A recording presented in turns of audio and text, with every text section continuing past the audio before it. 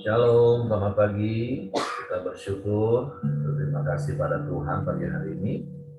Kita boleh bangun dengan tubuh yang diberkati, dengan kekuatan kesehatan yang baru yang datang dari Tuhan. Kita bersyukur, kita berterima kasih pada Tuhan, sebab Tuhan baik bagi kita. Dia sungguh baik, dia sangat baik, dia teramat baik, dan dia selalu baik bagi kita. Kita bersyukur, kita berterima kasih buat kasih setianya, buat penyertaannya dan perlindungannya yang terus dinyatakan dalam hidup kita. Bapa, kami bersyukur, kami berterima kasih kepadamu pagi hari ini. Terima kasih buat kebaikan-kebaikan yang terus kau nyatakan dalam hidup kami. Terima kasih buat pemeliharaanmu yang sempurna yang dapat kami nikmati sampai hari ini. Sebab Engkau Bapa yang baik bagi kami, Engkau Bapa yang kekal, Engkau yang tidak akan pernah berubah, dulu, sekarang, bahkan sampai selama-lamanya.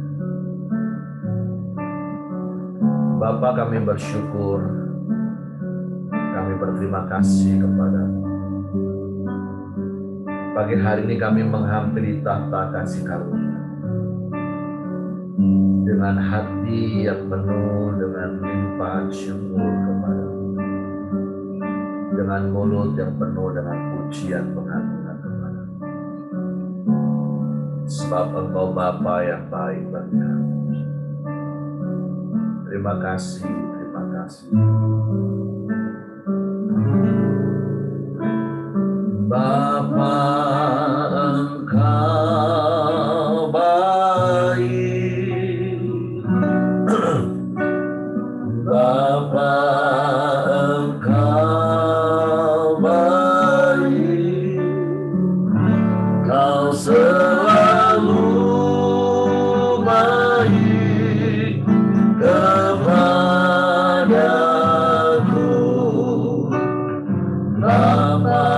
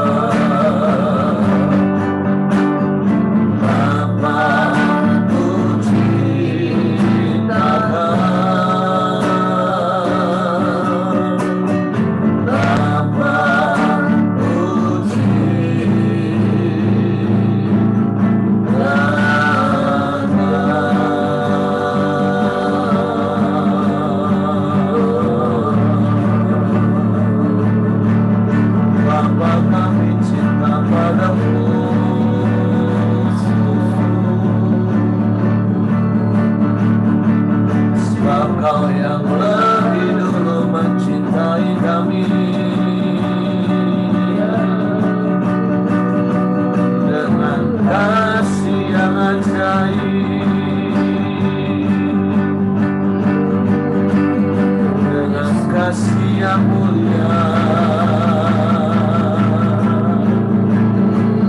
Kau mengasihi kami,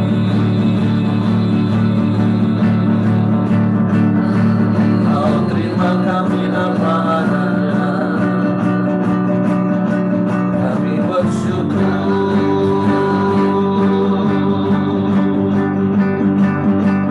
kami bersyukur,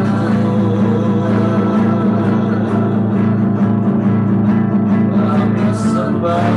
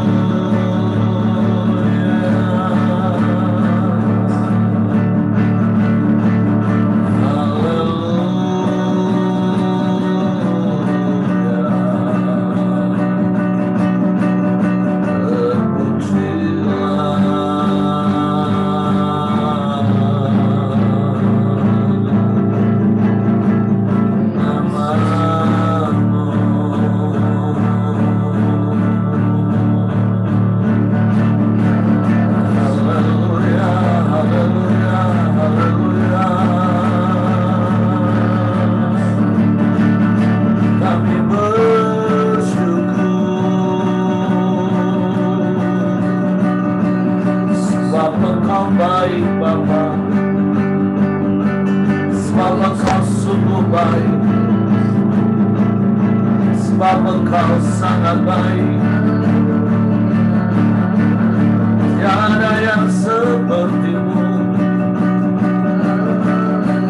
tiada yang lain,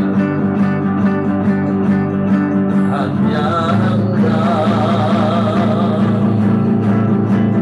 yang layak dipuji, disembah, ditinggikan, diagungkan, dimuliakan. Haleluya.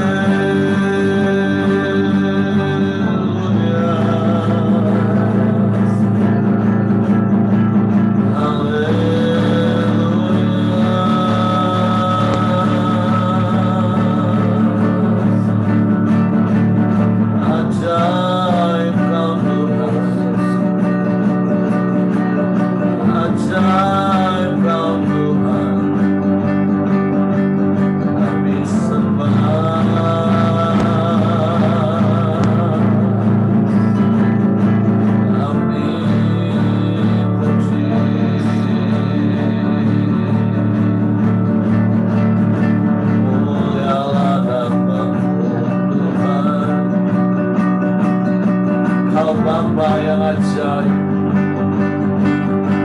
Bapa yang mulia,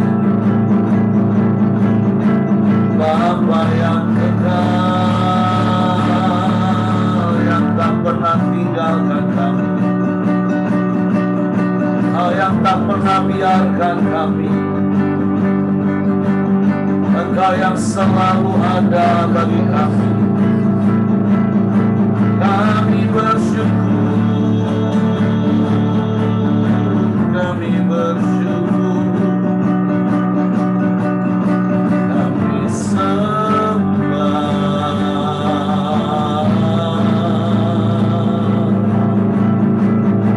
kami sembah, kami muliakan nama-Mu. Sebab nama-Mu ajaib, sebab nama-Mu berkuasa di bumi di surga. Yesus, Yesus, Yesus, Yesus, Tuhan.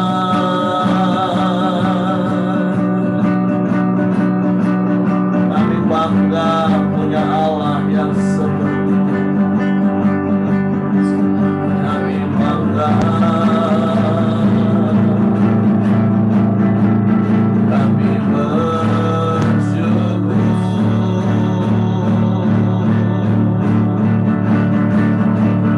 kami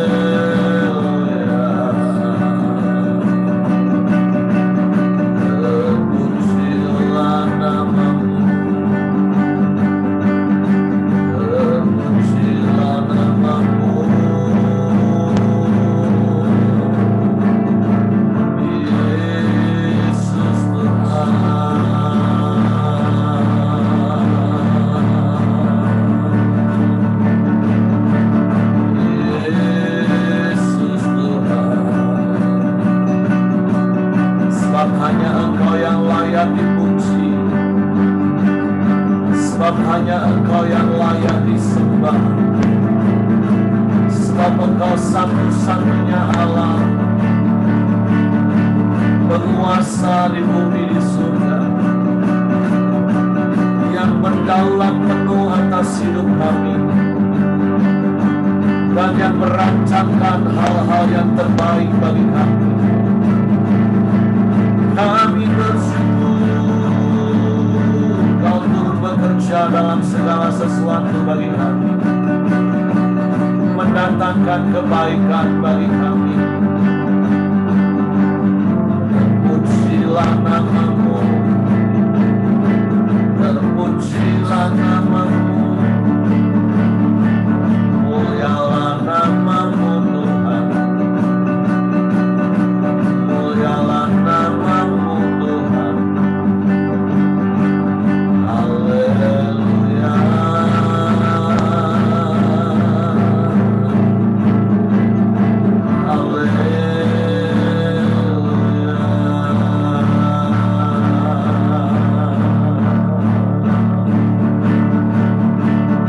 sebab tidak ada yang seperti-Mu, tidak ada yang sama seperti-Mu. Engkaulah segalanya bagi kami. Terima kasih.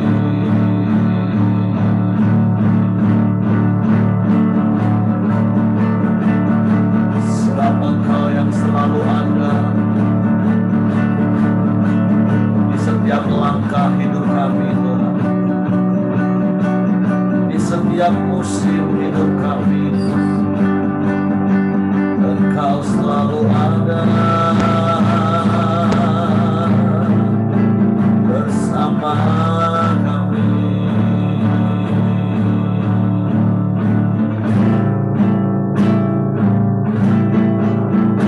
Engkau ada bersamaku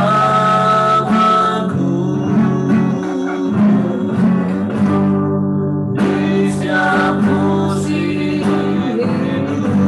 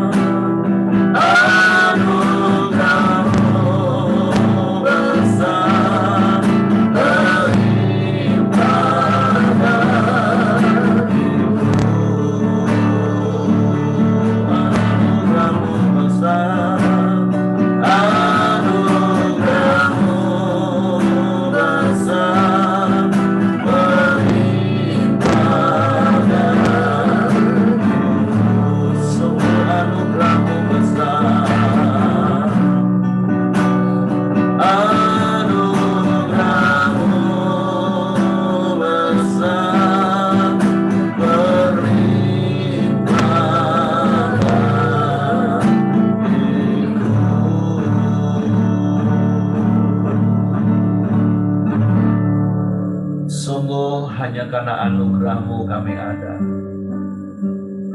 Dan kami bersyukur Engkau bukan saja melimpahi kami dengan anugerah-Mu yang seharusnya tidak layak kami terima, tapi karena kasih-Mu Kau berikan bagi kami. Bahkan lebih daripada itu, Engkau yang bertindak memberikan pertolongan bagi kami di saat kami membutuhkan. Dan Kau sertai kami setiap saat, setiap waktu dalam hidup kami. Tanpa pernah sedetik pun Engkau tinggalkan kami. Tanpa sedetik pun Engkau terlelap dan tertidur. Tapi Engkau terus memperhatikan hidup kami. Sungguh Engkau Bapa yang baik bagi kami.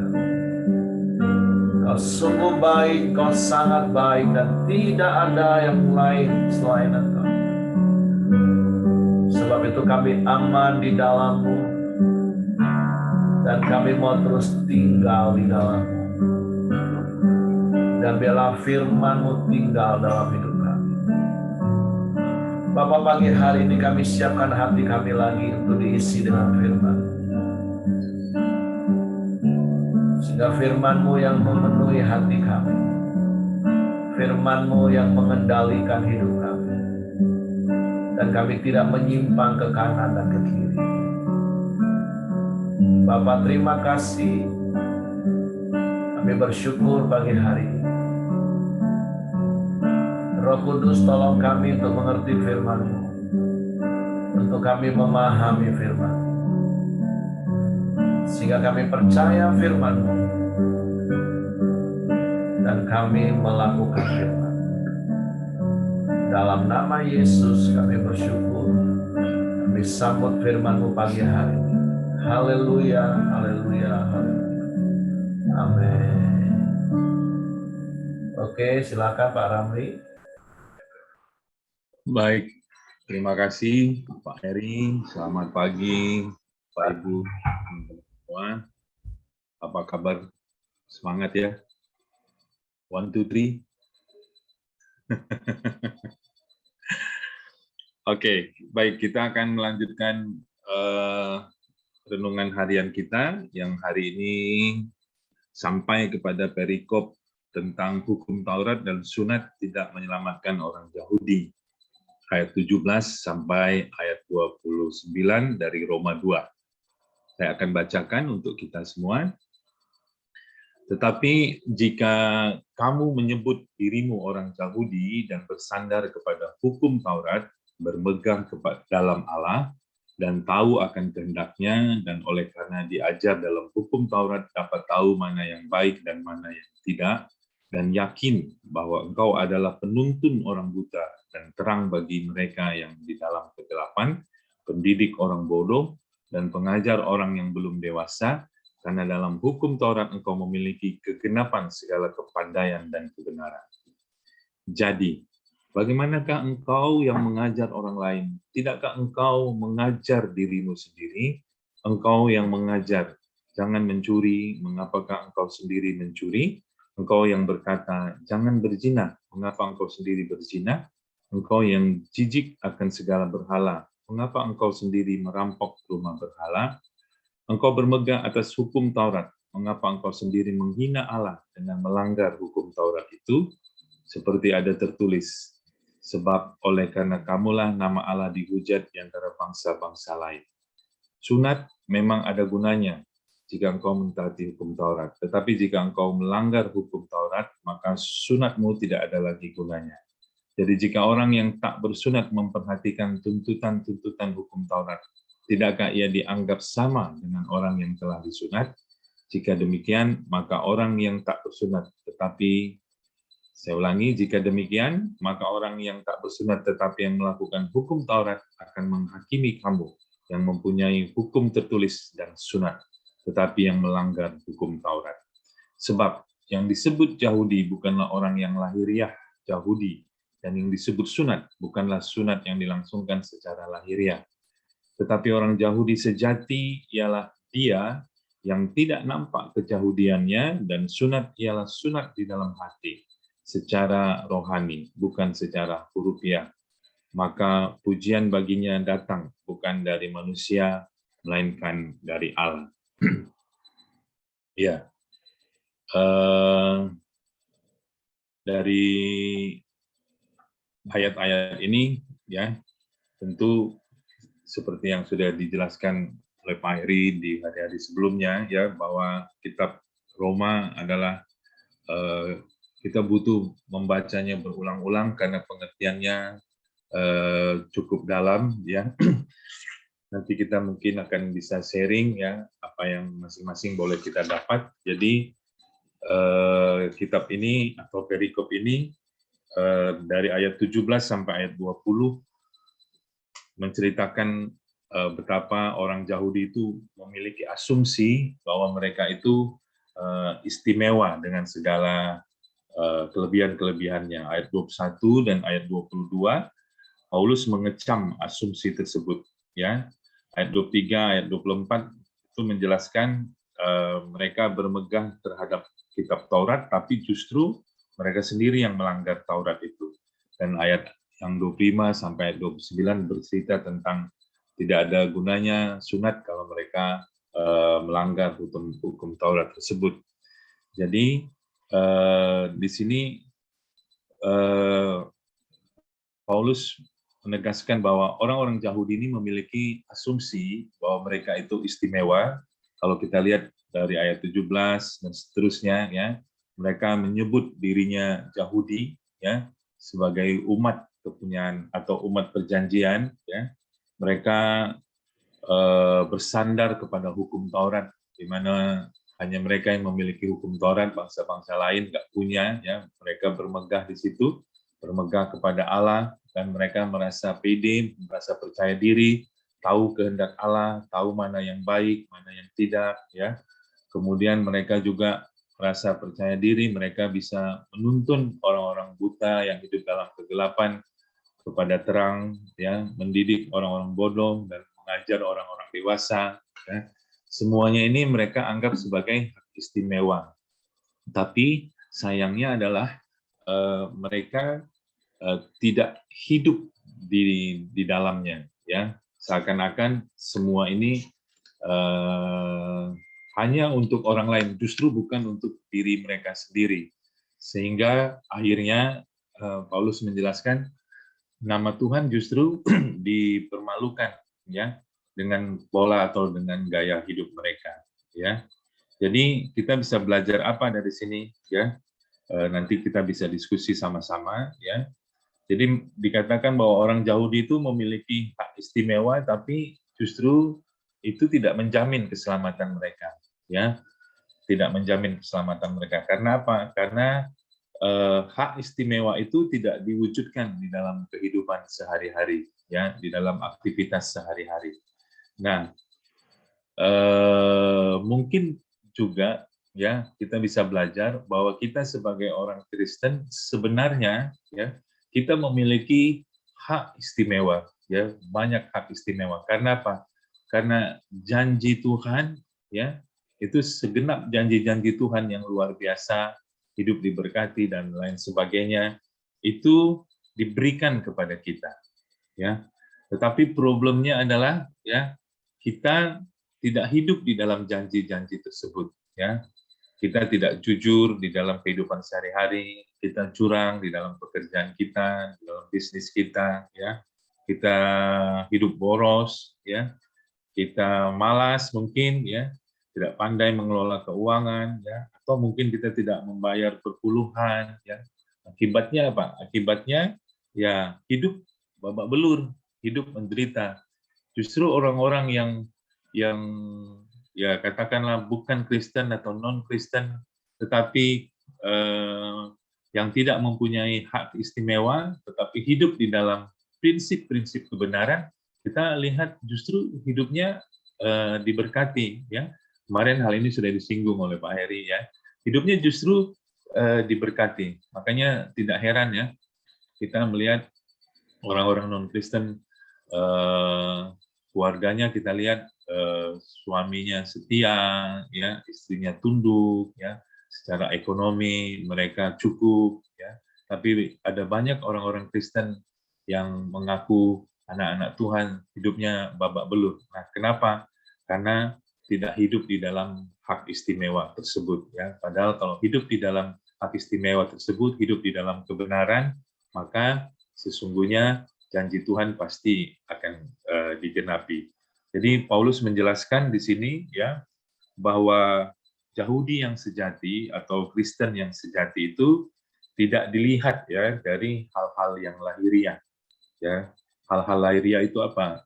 Ya, ibadah minggu, ya, atau penampilan-penampilan Kristiani, ada kalung salib atau apa gitu, ya. Tapi kekristenan sejati itu dilihat dari dibuktikan dari hal-hal yang batiniah, ya. Apa itu hal-hal yang batiniah? Ya, saya mencatat hal-hal yang batiniah itu kita mampu memberikan pengampunan, ya, mampu memaafkan, kita sabar walau diperlakukan tidak adil, ya, kita tidak tetap peduli walaupun kita sebenarnya masih berkekurangan, kita tetap memberi walaupun kita sebenarnya ya masih kekurangan. Hal-hal yang seperti itu yang langka di tengah-tengah masyarakat, ya. Sehingga apa? Sehingga kekristenan kita ketika kita berinteraksi dengan orang-orang lain, ya, dalam kehidupan sehari-hari, orang melihat kekristenan kita dari perbuatan kita. Sehingga di dalam hatinya dia mengakui ada Tuhan di dalam diri kita, ya. Dia melihat Tuhan di dalam diri kita. Menurut saya itulah sesungguhnya kekristenan yang sejati, ya. Yang kedua, ya, kita memang bukan orang Yahudi asli keturunan dari Yahudi, ya, tapi kalau kita sudah lama jadi orang Kristen, ya, seperti saya sejak kecil, ya, sudah jadi orang Kristen secara turun temurun, ya. Nah, mungkin ini nasihat, ya, bagi kita orang yang sudah lama menjadi Kristen, ya, sejak kecil sudah jadi Kristen, ya. Sejak kecil sudah ikut sekolah minggu, ya, sudah diajar berbagai-bagai kebenaran, berbagai doktrin, berbagai pengetahuan Alkitab, ya, yang mungkin pada mulanya ketika kita terima kebenaran-kebenaran tersebut, itu kebenaran-kebenaran tersebut begitu menakjubkan, begitu memukau, begitu membuat kita terpesona dengan kebenaran-kebenaran yang dibagikan kepada kita. Tapi seiring berjalan dengan waktu, apakah masih demikian? Ya, ada apa namanya, ya? Ada semacam ancaman bahwa semua pengetahuan yang kita terima sejak kecil itu, ya, mungkin hari-hari ini sudah menjadi hal yang biasa, ya, bahkan menjadi sesuatu yang dingin, ya, menjadi sesuatu yang tawar, ya, tidak lagi menakjubkan bagi kita, tidak lagi membuat kita merasa wow gitu, ya, kebenaran-kebenaran tersebut, ya, sehingga akhirnya kita tidak lagi menghidupinya, tidak hidup di dalamnya. Sehingga Paulus mengingatkan bahwa ketika kita tidak hidup di dalamnya dan itu dibaca oleh orang lain, maka dikatakan bahwa jangan sampai, ya, nama Tuhan dihujat karena kehidupan kita yang tidak ada di dalam kebenaran, ya. Itu yang kedua yang bisa saya dapatkan. Dan yang terakhir mengenai sunat, ya, dijelaskan bahwa sunat itu memang baik, ya, jika kita mentaati hukum Taurat, ya, tetapi kalau kita melanggar hukum Taurat maka sunat menjadi sia-sia. Tetapi sebaliknya ada orang yang tidak bersunat tapi dia melakukan hukum Taurat, maka sesungguhnya dia sama dengan orang yang bersunat, ya. Paulus mengingatkan kita untuk kita menjadi Yahudi rohani, bukan sekedar lahiriah, ya, atau melakukan sunat rohani, ya, bukan sekedar sunat secara lahiriah atau Paulus mengingatkan supaya kita melakukan sunat rohani, ya, atau istilahnya yang dibuat Paulus adalah sunat hati, ya. Apa itu sunat hati? Ya, sunat hati berarti melakukan bentuk penyucian diri, ya, atau menanggalkan sifat dosa yang masih melekat di dalam diri kita, ya. Mau hidup di dalam pertobatan, ya, dan meninggalkan tabiat-tabiat lama yang masih belum berkenan kepada Allah. Sesungguhnya itu adalah sunat rohani atau sunat hati yang jauh lebih penting daripada sekedar sunat lahiriah. Ya. Mungkin ini yang bisa saya dapatkan dan bisa saya sharingkan. Ya. Nanti kita bisa sharing sama-sama. Saya kembalikan kepada Pak Heri. Terima kasih. Oke, terima kasih untuk Pak Ramli yang sudah sampaikan sharing firman pagi hari ini dari apa yang kita belajar dari perikop ini. Nah, tentu kita diingatkan hal-hal yang penting, poin-poin yang penting yang harus kita renungkan dan kita lakukan. Kita bersyukur kita tidak hidup di dalam perjanjian lama, artinya harus melakukan hukum Taurat, walaupun sekali lagi Yesus sendiri mengatakan ia tidak pernah meniadakan hukum Taurat, tapi ia menggenapi hukum Taurat. Tidak ada yang salah dengan hukum Taurat, karena seharusnya kalau setiap orang bisa melakukan hukum Taurat, itu luar biasa hebat.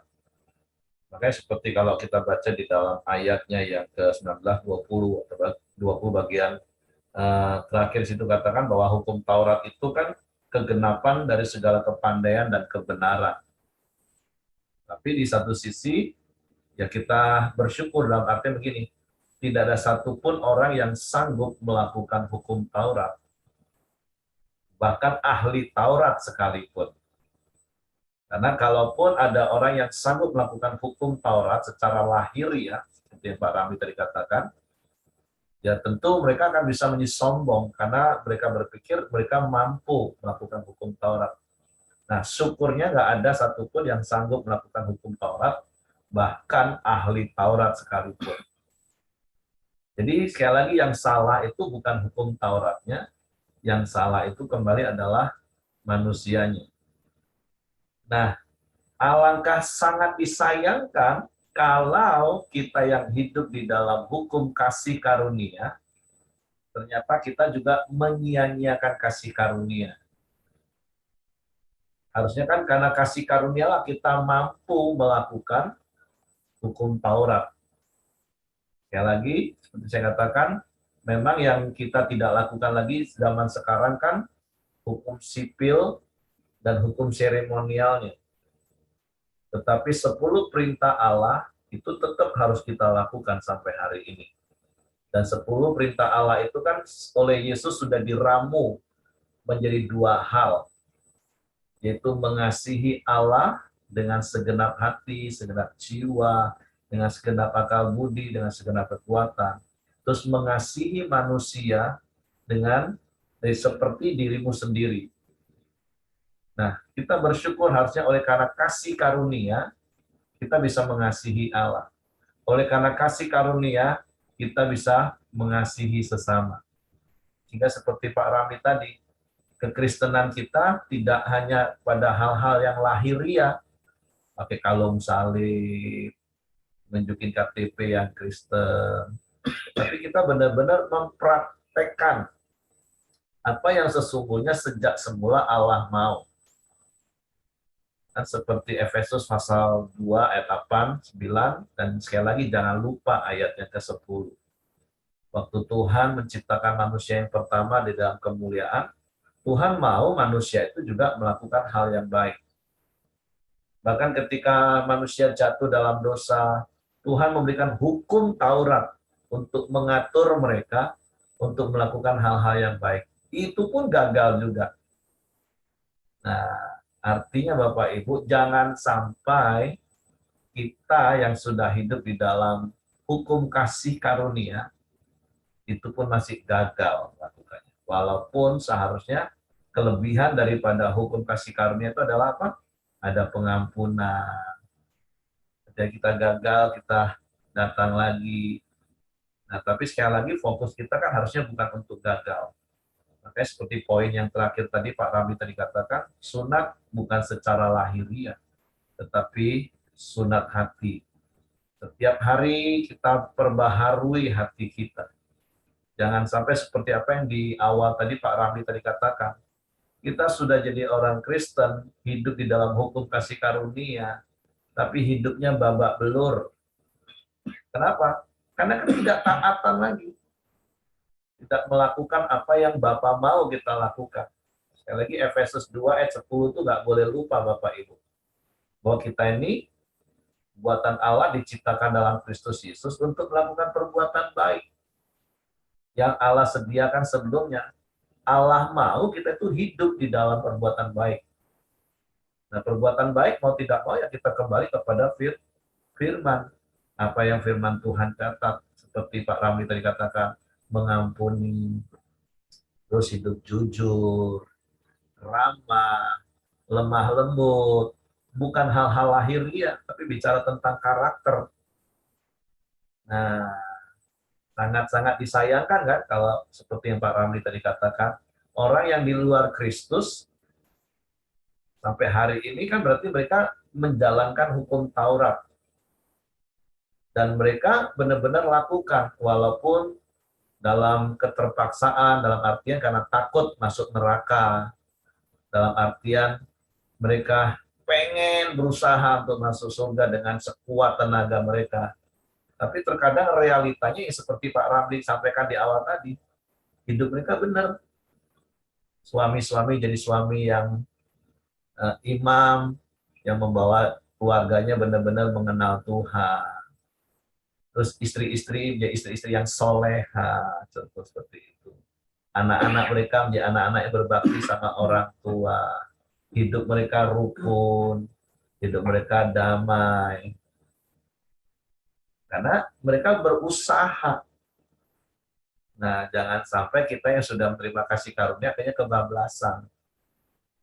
Harusnya kasih karunia itulah memampukan kita, menguatkan kita. Sehingga kita tidak lagi pada hal-hal lahiriah. Iya, karena hal-hal lahiriah itu kan hanya harusnya ekspresi dari sunat hati tadi. Nah, jadi sekali lagi, hukum kasih karunia bukan berarti meniadakan hukum Taurat. Kasih karunia itu artinya memampukan kita oleh kasih karunia Tuhan untuk mengasihi Allah lebih daripada yang lain, untuk mengasihi sesama seperti diri sendiri. Nah, jadi apa yang disampaikan oleh Pak Ramli hari ini, nah itulah yang perlu kita renungkan. Jangan sampai sekali lagi kita yang hidup di dalam kasih karunia, tapi realitanya hidup kita lebih babak belur dari orang yang nggak hidup di dalam kasih karunia. Walaupun sekali lagi, seperti yang saya katakan tadi, ya kita bersyukur sih nggak ada satupun manusia yang bisa sempurna melakukan hukum Taurat kecuali Yesus. Karena kalau sampai ada yang bisa melakukan hukum Taurat secara sempurna, ya dia akan merasa dia mampu, dia hebat. Karena kan mereka lakukan dengan kekuatan sendiri. Dan sekali lagi nggak ada yang sanggup, semua gagal. Seperti ayat dikatakan, mereka yang mengajar jangan mencuri, malah mereka yang mencuri. Mereka yang mengajar jangan berzina, malah mereka yang berzina. Nah, tapi sekali lagi pagi hari ini, mari kita yang hidup di dalam kasih karunia Allah, biarlah kasih karunia Allah itu memampukan kita untuk melakukan apa yang Bapa mau kita lakukan. Bukan hal-hal lahiriah, tapi hal-hal batiniah. Tapi satu hal prinsip, seperti Amsal katakan, jagalah hatimu dengan segala kewaspadaan, karena dari situlah terpancar kehidupan. Tentu sekali lagi seperti yang Pak Ramli tadi katakan, ya, hal-hal lahiriah itu artinya bukan hanya aksesoris kalung salib, bukan. Tapi hal-hal batinnya itu akan keluar dan dilihat itu dalam karakter Kristus yang nyata. Nah, itu yang harus kita lakukan. Oke, silakan Bapak Ibu yang lain. Mungkin ada hal-hal yang mau ditambahkan atau dapat nasihat atau teguran apa dari firman Tuhan. Bapak Ibu boleh bagikan.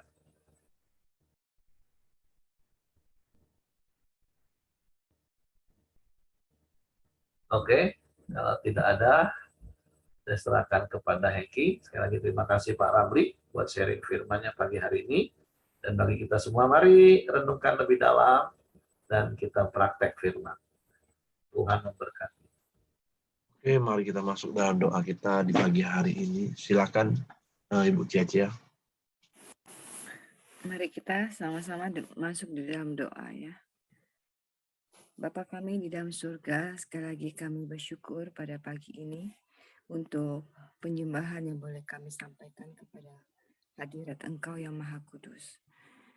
Sekiranya semua yang kami lakukan berkenan di hadapan Tuhan dan yang kami lakukan sungguh-sungguh memuliakan Tuhan. Dan yang kami lakukan sebagai bentuk kami berusaha untuk mencintai Tuhan. Dengan kami datang pagi-pagi ya Tuhan. Kepada Engkau ya Tuhan supaya kami terus diperbaharui dalam hidup kami. Dari sejak kami bangun ya Tuhan. Kami tahu di dalam hari-hari kami dengan masih kami hidup, dosa yang bisa datang, dosa yang sedang mengintip setiap kami juga, kami akan terus berusaha dengan kekuatan daripada Tuhan, hidup di dalam kekudusan, hidup sungguh-sungguh di dalam Tuhan. Tuhan, jikalau kami memang secara manusia kami mau orang lain melihat kami lebih baik. Kami tidak pentingkan kepada apa yang Tuhan lihat lebih baik dalam hidup kami.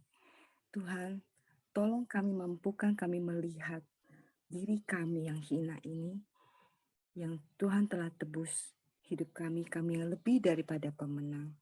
Bahwa kami hidup bukan untuk dinilai daripada di luar sana.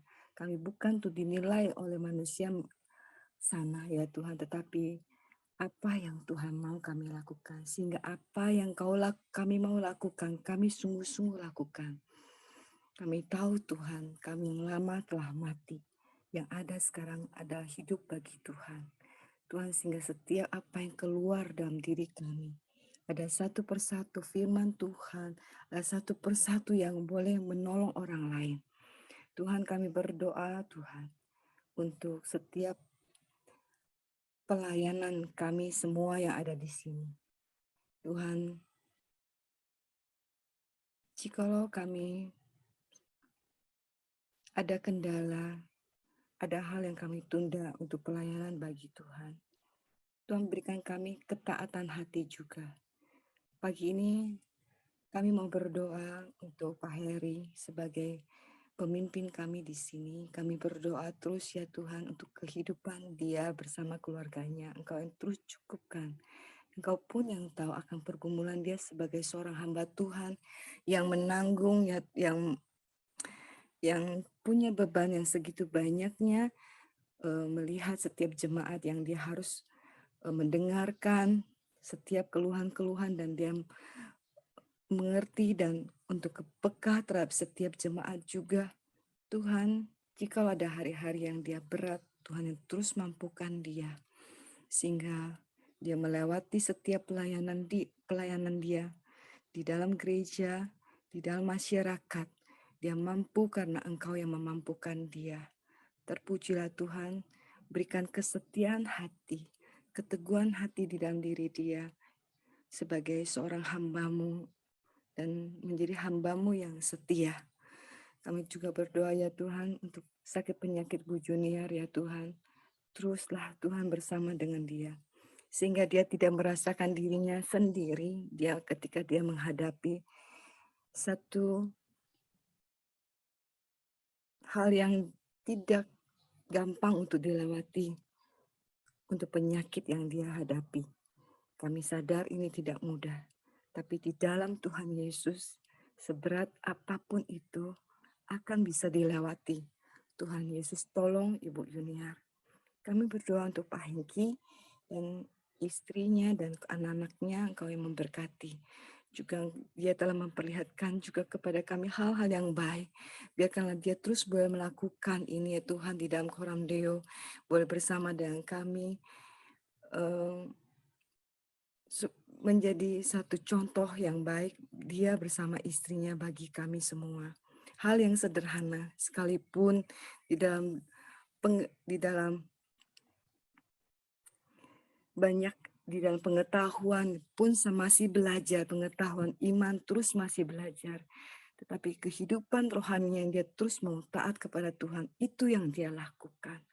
Di dalam pekerjaannya ketika ketemu dengan pelanggan-pelanggan, ketika dengan menghadapi dengan setiap karyawan, ketika ada masalah yang muncul, Tuhan yang terus memberikan ketenangan bagi dia. Kami juga berdoa untuk Pak Ramli yang menjadi seorang gembala, seorang dokter. Kami menyerahkan dia di dalam tangan Tuhan. Ada hikmat yang lebih lagi yang Tuhan berikan kepadanya untuk hal-hal yang di depan yang harus dikerjakan bagi pekerjaan Tuhan. Sebagai seorang gembala, dia juga harus peka terhadap setiap pergumulan, setiap domba-domba dan jemaatnya. Dia boleh melakukan dengan taat dan setia. Boleh mengerti setiap panggilan Tuhan. Dan juga dia boleh menjadi pelayan masyarakat ya Tuhan, melayani setiap pasien-pasiennya dengan hati yang penuh kasih daripada Engkau ya Bapa. Berkatilah Pak Ramli, dan Engkau juga terus meneguhkan hatinya ya Tuhan, ketika jemaat-jemaat yang datang dan banyak pergumulan di semua persoalan-persoalan, dia boleh tetap melihat kasih karunia Tuhan yang akan memampukan dia menjadi seorang pemimpin. Kami berdoa untuk Pak Simon ya Tuhan. Tuhan berkati kesehatannya, berkati hari-hari dia menjadi seorang pemimpin juga. Tuhan, tidak mudah ketika kami menghadapi begitu banyak yang di depan persoalan-persoalan, tetapi ada ketenangan daripada Tuhan yang menolongnya. Dan juga untuk anaknya yang akan juga kuliah, untuk menentukan tempat kuliahnya ya Bapak. Sekali lagi bukan apa yang berdasarkan pengertian kami. Jika Tuhan akan menempatkan di tempat yang kelihatan sederhana pun, Tuhan akan menjadikan anaknya bersinar di tengah-tengah yang terlihat biasa-biasa saja. Kami menyerahkan juga Ibu ke dalam tangan-Mu. Kami menyerahkan Bu Simon, berikan dia kekuatan, kesehatan, kelemah lembutan yang Tuhan sudah berikan kepadanya boleh terpancar bagi setiap karyawannya, setiap anak-anaknya, setiap kami. Sehingga kami terus boleh belajar teladan dalam hidupnya. Kami berdoa juga di hari-hari dia boleh mengalami ketenangan ya daripada Tuhan. Dan Tuhan terkadang mungkin sulit tidur karena banyak pekerjaan dan kesulitan-kesulitan. Tuhan ada Engkau seperti Daud di dalam banyak hal yang berat sekalipun. Ketika dia tidur yang diberikan Tuhan, boleh tidur dengan nyenyak setiap harinya. Tuhan yang memberikan dia ketenangan. Terpujilah kan Tuhan. Kami juga menyerahkan Pak Joni ya Tuhan di dalam kehidupan, di dalam bisnisnya. Jika ada masalah dengan bisnisnya pada saat ini pun, kami berdoa dalam nama Tuhan Yesus, Engkau yang menolongnya. Engkau yang memberikan dia hikmat yang berasal daripada Tuhan. Tuhan yang memberkati keluarganya, Engkau yang mencukupkan hari-harinya. Engkau yang juga menolongnya di dalam dia menentukan setiap langkah-langkah usaha-usaha ke depannya. Kami menyerahkan keluarganya dalam tangan Tuhan. Ibu Dewi kami serahkan juga di dalam tangan-Mu untuk keluarganya dan iman mereka yang boleh berdiri teguh di dalam Engkau. Kami juga menyerahkan Ama Alian ya Tuhan. Kami menyerahkan kesehatan dia di dalam tangan Tuhan. Kami menyerahkan hati dia yang terus mau belajar akan firman Tuhan, bahkan mau taat pada Tuhan.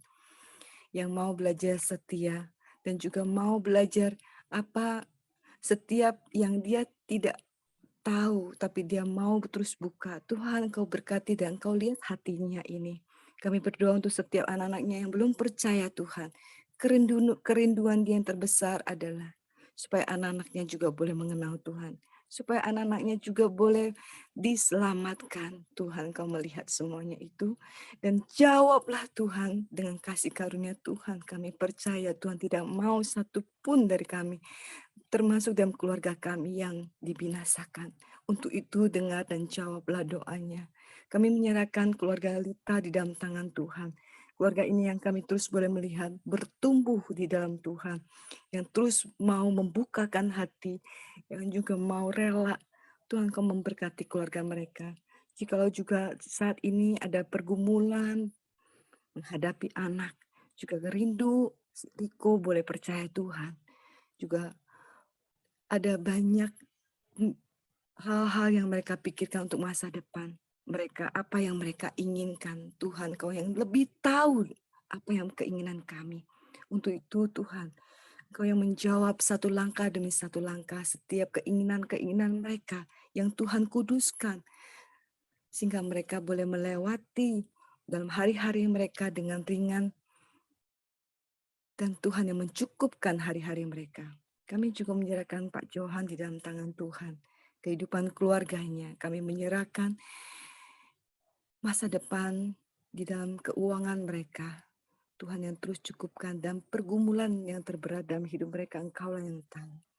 Jikalau ada masalah-masalah yang belum terpecahkan, yang belum terselesaikan, Tuhan teguhkan hati mereka dan terus melihat dan memandang Tuhan. Kasih karunia Tuhan yang menyertai Ko Johan sebagai kepala keluarga yang boleh juga punya kekuatan kesabaran membawa keluarga mereka untuk mencintai Tuhan lebih dalam lagi. Kami menyerahkan Bu Yeni di dalam tangan Tuhan. Kami menyerahkan kehidupan kerohaniannya ke dalam tangan Tuhan, supaya kesungguhannya dia mengikut Tuhan yang lebih-lebih lagi. Terima kasih Tuhan, keluarga Ibu Lucy, Denny, ya Tuhan kami serahkan. Kami berdoa ya Tuhan, pastilah bahwa kami ingin sungguh-sungguh ikut Tuhan. Pastilah kerinduan dia paling dalam, dia boleh menjadi anak Tuhan yang tetap setia. Tuhan yang Kau yang melihat dia, kesungguhan dia, dalam hal-hal yang sederhana sekalipun, Tuhan yang menolong dia. Kami menyerahkan dan Engkau memberkati anak-anaknya juga. Kami berdoa juga untuk keluarga Pak Yosia di dalam tangan Tuhan. Berkati usahanya ya Tuhan. Berkati setiap pekerjaan dan pelayanannya. Dia di dalam tangan Tuhan. Berkati ya Tuhan untuk hal-hal yang akan dia pikirkan juga ke depan yang akan dia kerjakan. Tuhan yang memberkati. Dan juga untuk Ibu, kami serahkan di dalam tangan Tuhan untuk pekerjaan-pekerjaannya dia. Supaya apa yang dia lakukan boleh berkenan di hadapan Tuhan. Dia juga boleh menjaga integritas diri dia di hadapan siapapun sebagai anak-anak-Mu ya Tuhan. Dia boleh taruh diri dia sebagai anak-anak-Mu di dalam pekerjaannya. Berani menolak untuk hal-hal yang tidak baik. Dan tetap boleh melakukan hal yang benar di depan siapapun. Kami menyerahkan Ko Daniel dan istri. Engkau yang memberkati keluarganya, memberkati usahanya. Memberkati juga pelayanan-pelayanan yang baru, yang mungkin yang baru dirintis. Kami menyerahkan di dalam tangan Kau yang memberkati semuanya itu. Terpujilah kan Tuhan, dan juga kami berdoa untuk Ko Ahai di dalam tangan-Mu. Kami menyerahkan dia di dalam tangan-Mu, kesehatannya, dan juga panggilan dia. Satu langkah demi satu langkah yang Tuhan mau dia lakukan. Kami serahkan di dalam tangan Tuhan saja. Engkau yang memberkati. Bu Yani Yuliandri, kami serahkan di dalam tangan-Mu untuk kehidupannya. Engkau yang pimpin langkah-langkahnya. Setiap kehidupan imannya, boleh Tuhan bangun dari dasar yang benar, yaitu dalam Kristus Yesus, dalam hari-harinya, kesehatannya, ke dalam tangan Tuhan. Hamba menyerahkan kehidupan, dan juga menyerahkan Mama di dalam tangan Tuhan. Sekali lagi, ya Tuhan, Engkau yang mengasihani Mama, Engkau yang menolong Mama untuk keputusan amputasi besar. Apakah ini hal yang tepat dilakukan ataupun tidak? satu pilihan-pilihan yang sulit.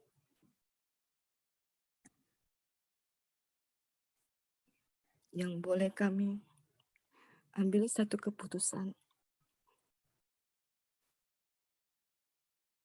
yang tepat, yang Tuhan tunjukkan kami sebagai anak-anak.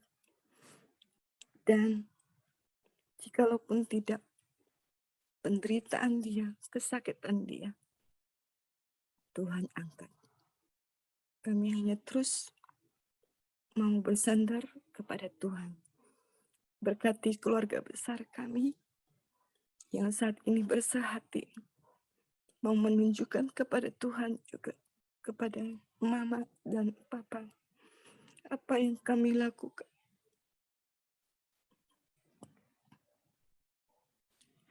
Yang terbaik, tapi bukan terbaik menurut kami, tapi terbaik menurut Tuhan.